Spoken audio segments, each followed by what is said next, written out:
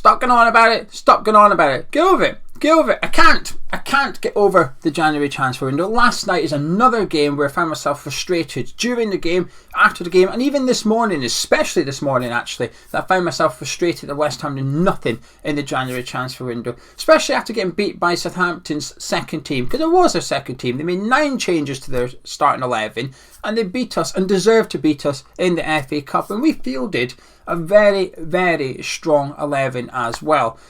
I went to bed a little bit grumpy, woke up a little bit grumpy, and I've read the comments from David Moyes, which has riled me up a little bit, and then the comments from Ralph Hassenhuttl as to what David Moyes spoke to him about after the game, and that's riled me up even more. Moyes basically said to Ralph Hassenhuttl, the only reason you won the game is because you made 5 substitutions. I mean, what? The man, Davy Moyes, you cheeky little bugger. I think he's genuinely trolling us at this point. It's almost like he's mocking us. I can't do 5 subs. We're only allowed to do 2 at West Ham. We're not allowed to do 5. We don't have enough players. January comes around. Oh no, we don't need any players. We can't improve the starting 11. I don't need to improve the bench. The FA Cup comes around. Oh well, we don't have enough options on the bench. The man is winding me up. What's going on? I don't know who I'm speaking to. There's no one there. I'm speaking to you. He's winding me up. I swear, David Moyes is trolling me. I feel like he's making these comments knowing I'm going to get angered by them. Obviously, I know that's not why he's done them. But I just read them and I just thought, Dave, mate, what are you chatting about? You can't. No. It's like you cut yourself and you refuse to put a plaster on, and an hour later you're like, oh, there's blood, I've got blood on my clothes. Well, yeah, because you didn't do anything about it. You can't have it both ways.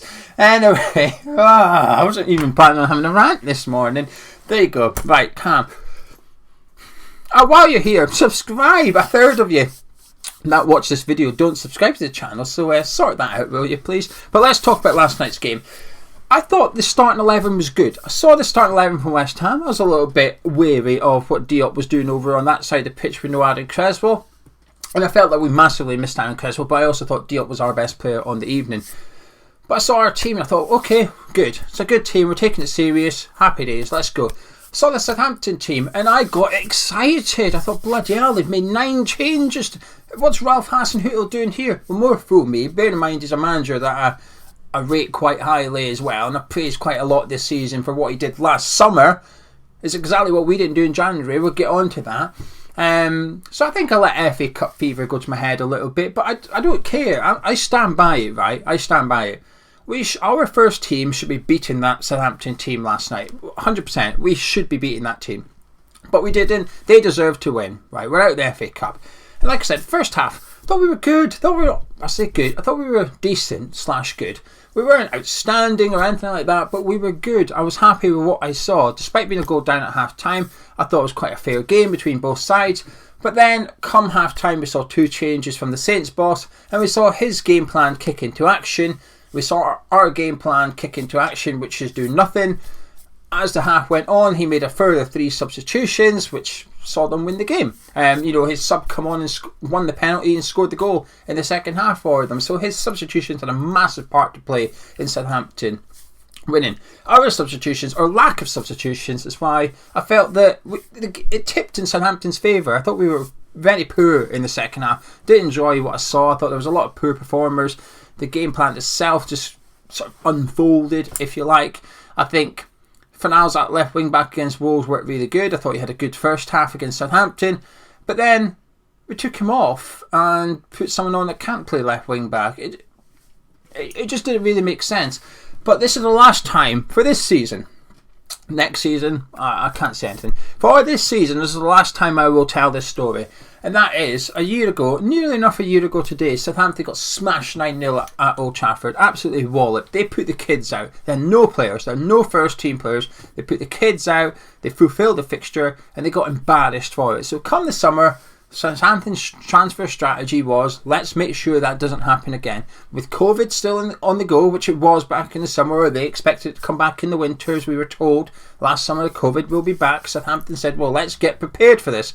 Let's make sure we've got a squad. No longer we've got a first team, we have a squad capable of playing out the season. Bear in mind, they've got no European football. They decided that they needed more squad depth. So, come winter time, come Christmas time, they played us, but they also had another game as well. I can't remember who it was against. Ralph Hassenhuttl came up with 2 starting 11s, basically said that team will play that game, that team will play West Ham. Executed it, got points, plural, done, job done.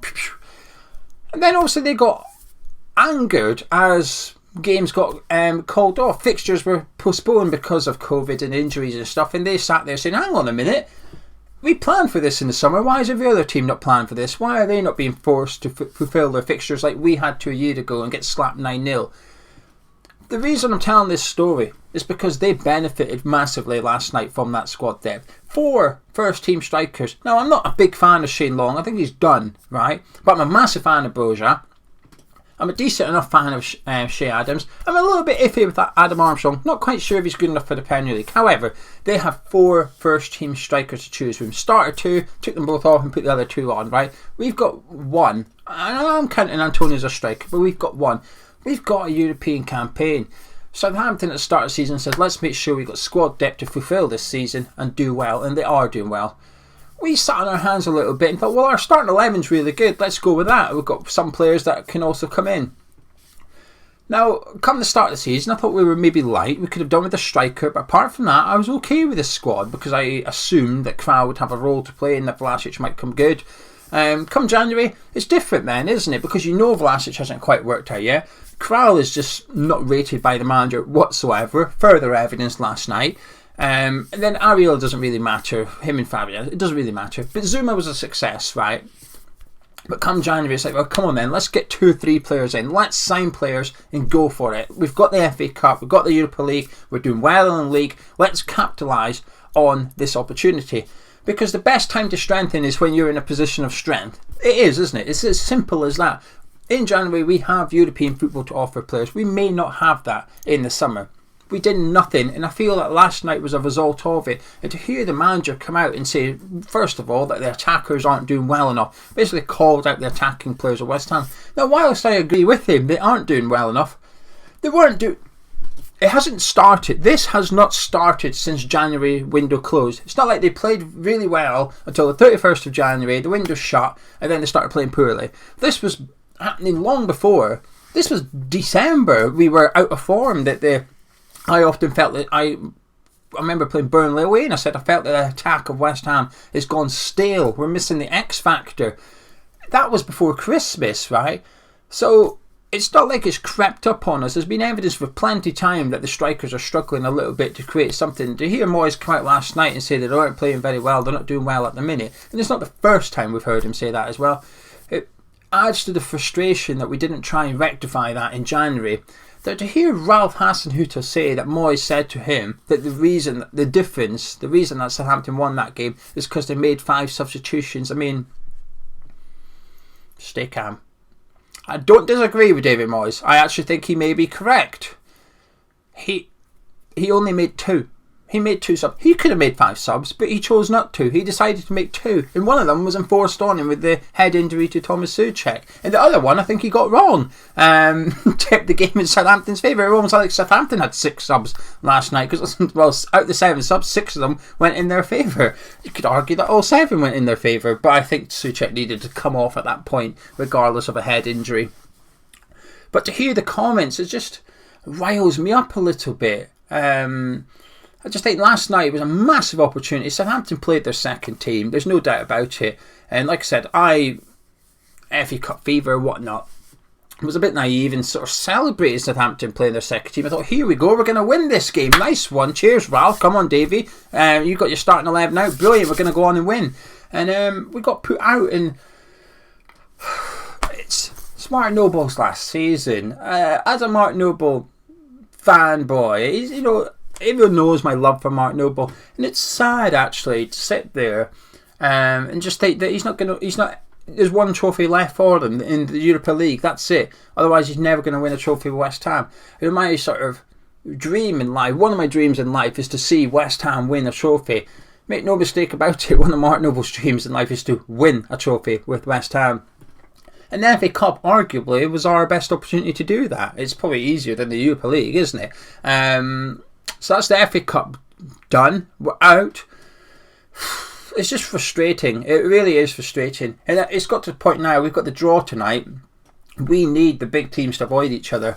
We need Liverpool, Chelsea and Man City not to get drawn against each other. I know as a sort of fans of any club, really, I guess you want them to get drawn against each other so they get put out in a normal day. Another season, two seasons ago, 3 seasons ago, 4 seasons ago, I'd want someone like Southampton to go on and win it. I'd think, go on lads, go on then, go win that trophy. Not this season, sorry Southampton fans, I don't want you to win it. I want Liverpool, Chelsea or Man City to win it, so that 7th then gets European football, because at the minute it's just top 6 in the Premier League, and that looks difficult. And I know some people say to stop being so negative, we're still 5th in the league and we're in the Europa League, and that's true, that is true, but I would say we're 6th for now, because we're away to Liverpool on Saturday. Can we really see us getting a result up there, bearing in mind how we've just played last night? I can't see it. Liverpool rested their team last night against Norwich, by the way, so they've got their first 11 now, and yes, they've got the Inter Milan game next week, but they're in a good position. The title race, I wouldn't say it's been blown open, but certainly a little bit more on than it was a couple of weeks ago, isn't it? And if they win, they put pressure on Man City, who are playing in the Manchester Derby on Sunday. So it's a must-win for Liverpool. I fully expect, pardon me, my Honey Cheerios coming up there, I think. Honey Cheerios this week, no Fuster Shreddies. I've converted to Honey Cheerios for this week. Don't know what I'll be doing next week commencing the 7th of March. Unsure what the cereal of choice is, but it's Honey Cheerios for this one. I bet you needed to know that. But Liverpool will be going all out on Saturday, make no mistake about it. So I would be surprised if this time next week we're sitting 5th or 6th in the league. I wouldn't be surprised if we're down at 7. And I think the most disappointing thing about last night is it wasn't a one-off. It's not like we can say, oh, we go again on Saturday. It feels like Wolves, the win, that good performance, it feels like that was the one-off. Almost like us winning and playing well was the blip in our form at the minute, which is never a good thing. Worrying. Last night's performance was worrying going forward. We've got a massive game on Thursday. You don't need me to tell you that. It's huge. And I think when the draw was made, you get excited. You see how we play against Wolves. You're thinking, come on then, let's go to Sevilla and get a draw. If we can get a draw, happy days. Take it back to London Stadium. Let's go. After that last night, you have to look at it and think, come on. It's not just the performance though, is it? It's the fact that Moyes played all his starting 11, his first team. And like I said in the review, that only works if you win. If you go out, then it was a mistake essentially, wasn't it, playing that team? Now Antonio, what do we do with him? Do we come and play him against Liverpool and then Sevilla? I don't think you can. He's looking good though. I thought he looked quite good last night. I thought he looked good against Wolves. I thought he looked alright against Newcastle the week before in the first half. Second half not so much. But that's now, in the last 3 games, I think Antonio's got pass marks in all 3 for me. Diop, good again last night. So there was some individual performance-wise, there was good performances out there. But that formation that we played against Wolves that worked well, didn't work last night. I thought it worked okay in the first half. Second half, no, didn't work at all. So now we've got a bit of a problem here. So what do we do? Do we revert back to the previous formation that wasn't working in the 4-2-3-1? Do we stick with this one and hope that it was the loss of Aaron Creswell that made it collapse? Or do we try something different? Anfield's not exactly a place you want to go and try a new formation, is it? So a lot more negatives than positives last night, unfortunately, and out the FA Cup. And it's just wholeheartedly disappointing, actually. Because it's a good team. We have a good team. We have some brilliant players at this football club. I just wish, and I can't get over it, I just wish in January we added to that. And this is where Moyes' argument falls down for me, where he basically implies I'm only going to sign players that play in the first 11. Listen, that ideology is fine. It's a good thing to have. I get it. But last night we saw Southampton. Southampton showed why you don't need to do that. Southampton showed why actually it's okay to have players that are squad players. They bring in Valerie, had a really good game centre back. They bring in Diallo and Smallbone, who played really good in centre midfield. They brought in their strikers. Adam Armstrong looked busy and stuff. These are players that will be on the bench in their next game. They came into the team last night and they did a job. Ours, well, we didn't. Actually, the 2 changes were made. Areola, I don't think he had a bad game. I don't think he had a good one. Diop was the other change. Man of match for us. Man of match for us. So actually, it just goes to show that sometimes a player on the bench, maybe it's worth a shot. And to sit there and say that, oh, you only won because you made 5 subs, I think it's a bit insulting, actually. I find it quite insulting from David Moyes in regards to that, as if to say, well, what else can I do?